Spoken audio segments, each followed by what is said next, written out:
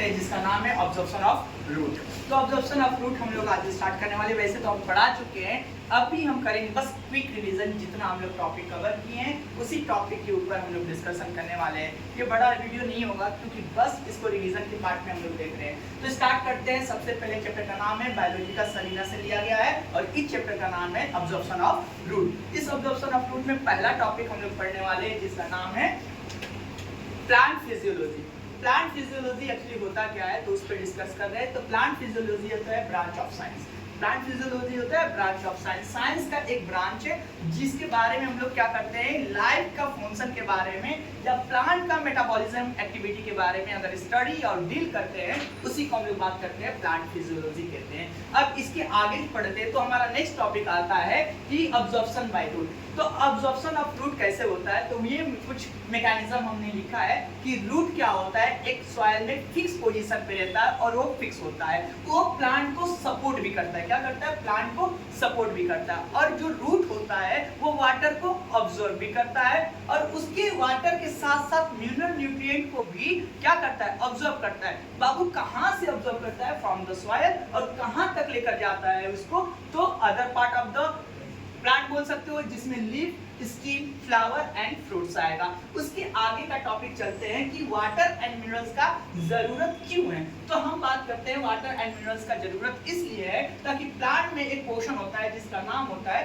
Protoplasm. उसी protoplasm में जो प्लांट के इनसाइड में वाटर का रिक्वायरमेंट ज्यादा चाहिए होता है। और क्यों ज्यादा चाहिए होता है बच्चों, ताकि क्या हो सके, फोटोसिंथेसिस हो सके, ट्रांसपिरेशन हो सके, ट्रांसपोर्टेशन हो सके और मैकेनिकल स्टिफनेस हो सके।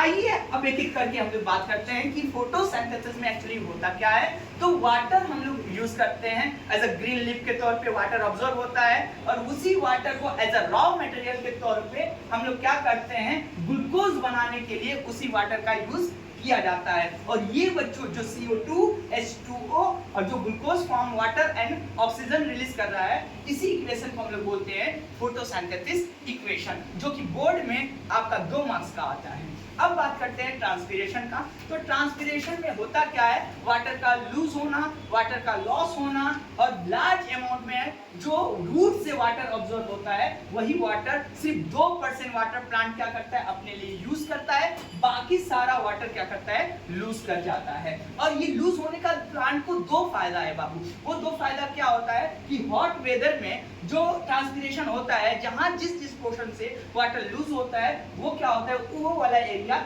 हमेशा प्लांट का कूलिंग में रहता है, मतलब कूल रहता है। दूसरा, उसके वाटर के लॉस होने से क्या होता है, प्रोड्यूस करता है सेक्शन फोर्स को। अगर एक वाटर लूज होता है तो नीचे से एक वाटर का मॉलिक्यूल ऊपर की तरफ आने लगता है, उसी को बोलते हैं सेक्शन फोर्स।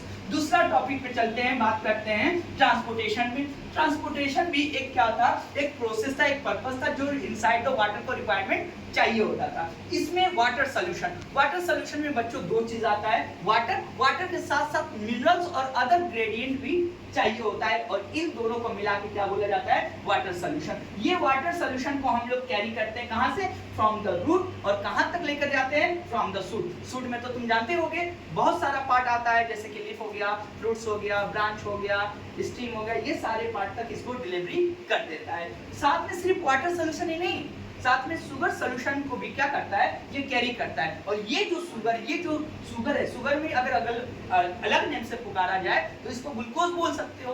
और ये जो शुगर सोल्यूशन है बच्चों, ये कहां से कैरी किया जाता है, फ्रॉम द लीफ, और कहां तक लेकर जाता है, other part of the plant तक। एक लास्ट आ गया, वो लास्ट वाला कौन सा है, मैकेनिकल स्टिफनेस। मैकेनिकल स्टिफनेस भी वाटर का जरूरत पड़ता है ताकि प्लांट को क्या कर सके, टर्जिडिटी प्रोवाइड कर सके। तुमने सनफ्लावर को देखा होगा, एज अ दिन के टाइम में सनफ्लावर क्या करता है, मुरझा जाया होता है, विल्ट कर दिया जाता है, मगर वही मॉर्निंग के टाइम में सनफ्लावर खिला खिला रहता है। क्यों, क्योंकि उसमें वाटर का प्रेजेंस ज्यादा रहता है और उसी वाटर के जरूरत की वजह से, उसी वाटर के कारण वो जो सनफ्लावर होता है टर्जिड फॉर्म में होता है। कैसा होता है बच्चों, टर्जिड फॉर्म में सनफ्लावर रहता है as a morning, during the morning. अब वही डे के टाइम में क्या होता है, वाटर लूज हो जाने के कारण सनफ्लावर क्या हो जाता है, विल्ट कर जाता है और मुरझा जाता है। आ जाते हैं, ये हो गया तुम्हारा need of water and minerals. Last topic आज का देखते हैं कि characteristics of a roots for absorbing water. तो बेसिकली 3 कैरेक्टर बच्चों है यहाँ पे लिखा हुआ है। पहला है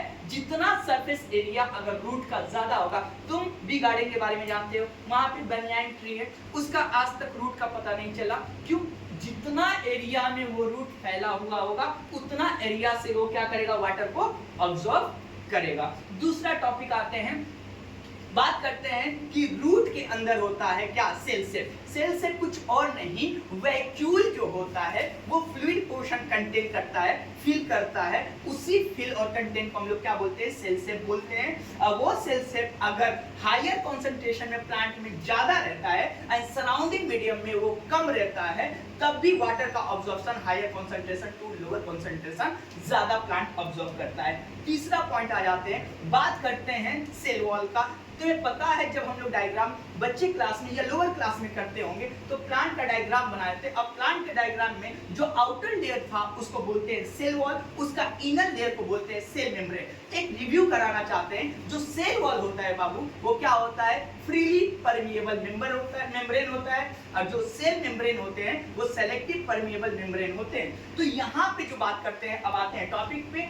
कि जो रूट होता है, जितना ही रूट का आउटर लेयर पतला रहेगा, कहने का मतलब ये है कि रूट का बाहर वाला area, outer layer, outer most layer मतलब सेल वॉल, अगर वो पतला, जितना ज्यादा पतला होगा उतना ही ज्यादा वो क्या करेगा, वाटर ऑब्जॉर्ब करेगा। आगे की क्लास में मिलते हैं नेक्स्ट टॉपिक के लिए। Bye bye.